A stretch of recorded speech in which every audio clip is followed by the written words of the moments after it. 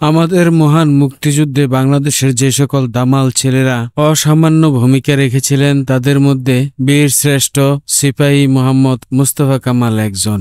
যুদ্ধক্ষেত্রে অভূতপূর্ণ অবদানের জন্য যেই 7 জন বীর মুক্তিযোদ্ধা বীর শ্রেষ্ঠ উপাধি পাইছিল, বীর শ্রেষ্ঠ শহীদ সিপাহী মোহাম্মদ মুস্তফা কামাল তারার ভিতরে একজন। ব্রাহ্মণবাড়িয়া আইসি আর এই জাতির শ্রেষ্ঠ সন্তান বীর শ্রেষ্ঠ সিপাহী মোহাম্মদ মুস্তফা কামালের সমাধিস্থলটা চাইতাম না, এটা কি হয়? আমরা গেলাম গা আখাউড়ার হেই গ্রামে, যেই গ্রামে আমরা এই জাতির বীর শ্রেষ্ঠ বীর সন্তান সিপাহী মোহাম্মদ মুস্তফা কামাল চিরসাহিত আছে।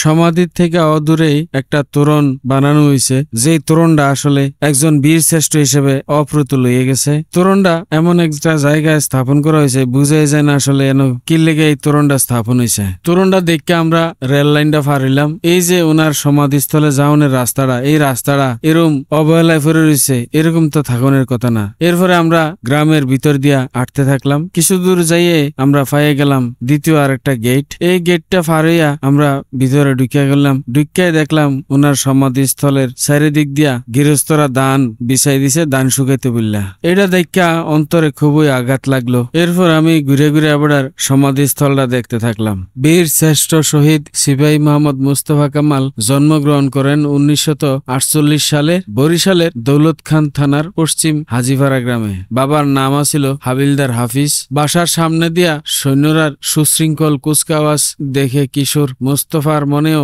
সাধ জাগত সেনা সদস্য হওয়ার। পারিবারিক বাধার কারণে 1967 সালে 16 ডিসেম্বর বাড়ির থেকে ফালাইয়া গিয়া যোগ দেন ইস্ট বেঙ্গল রেজিমেন্টে। প্রশিক্ষণ শেষে তারে নিয়োগ করা হয় 4th ইস্ট বেঙ্গল রেজিমেন্ট কুমিল্লায়। 1970 সালে তিনি বিয়ে করলেন 16 বছর বয়সের কিশোরী ফেয়ারা বেগমকে। তিনি যখন মুক্তিযুদ্ধে যোগদান করেন তখন ফেয়ারা বেগম ছিল অন্তঃসত্ত্বা। মোহাম্মদ মুস্তফা স্ত্রীকে বলছিলেন তার অনুপস্থিতিতে যদি ছেলে হয় নাম বাচ্চু আর মেয়ে হলে নাম টুনি রাখতে। 1971 সালের উত্তাল রাজনৈতিক পরিবেশে পাকিস্তান কর্তৃক 4th ইস্ট বেঙ্গল রেজিমেন্টকে আভ্যন্তরীণ গোলযোগ নিয়ন্ত্রণের অজুহাতে সিলেট ও ব্রাহ্মণবাড়িয়ায় মোতায়েন করা হয়। ভালো বক্সার হিসেবে রেজিমেন্টে তার সুনাম ছিল। মুক্তিযুদ্ধ শুরুর কয়েকদিন পূর্বে বক্সার হিসেবে সিপাহী মোহাম্মদ মুস্তফা অবৈতনিক ল্যান্স নায়ক হিসেবে পদোন্নতি পান। পাকিস্তানি চক্রান্ত বুঝতে পেরে কয়েকজন বাঙালি সৈনিক সাথে নিয়ে মেজর সাফায়াত জামিল,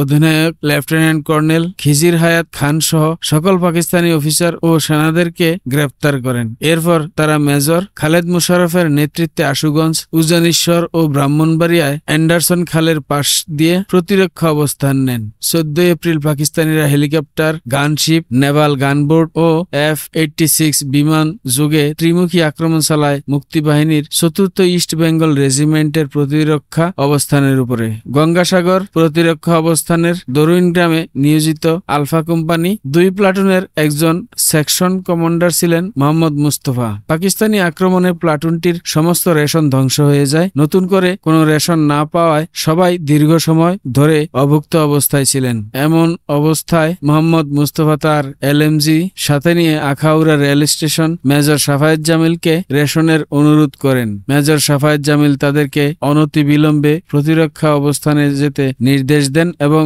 সেখানে রেশনের বন্দোবস্ত করেন। 17 এপ্রিল সকাল থেকে পাকিস্তানি বাহিনী তীব্র গোলাবর্ষণ শুরু করে প্লাটুন পজিশনের উপর। এমন সময় বৃষ্টিও শুরু হয়। প্রচন্ড আক্রমণের খবর পেয়ে মেজর সাফায়েত হাবিলদার মুনিরের নেতৃত্বে ডি কোম্পানি 11 নম্বর প্লাটুন পাঠান অবস্থানকে আরো শক্তিশালী করতে। সারাদিন যুদ্ধ চলে। 18 এপ্রিল সকালে বর্ষামুখর পরিস্থিতিতে শত্রু দরুইল গ্রামের কাছে পৌঁছে যায়। মূলত আক্রমণ আরম্ভ হয় দুপুর 12টায় অবস্থানের পশ্চিম দিক থেকে। শত্রুর একটি দল প্রতিরক্ষার পিছন দিক দিয়ে মুক্তিবাহিনীকে ঘিরে ফেলেছিল। মুক্তিবাহিনী দরুইল গ্রাম থেকে আখাউড়া রেল স্টেশনের দিকে পশ্চাৎপদ সরণে সিদ্ধান্ত নেয়, কিন্তু নিরাপদে সেখান থেকে সরে আসতে হলে তাদের প্রয়োজন ছিল নিরবিচ্ছিন্ন কাভারিং ফায়ার। মোহাম্মদ মুস্তফা সহযোদ্ধাদের জানান তিনি নিজে এই কাভারিং ফায়ার প্রদান করবেন এবং সবাইকে পেছনে হটতে নির্দেশ দেন। সহযোদ্ধারা মুস্তফাকেও পশ্চাৎপসারণের অনুরোধ করেন, কিন্তু কর্তব্যের টানে মুস্তফা ছিলেন অবিচল। তিনি সহযোদ্ধাদের বললেন তার প্রাণের তুলনায় সহযোদ্ধাদের অনেকের প্রাণের মূল্য অধিক।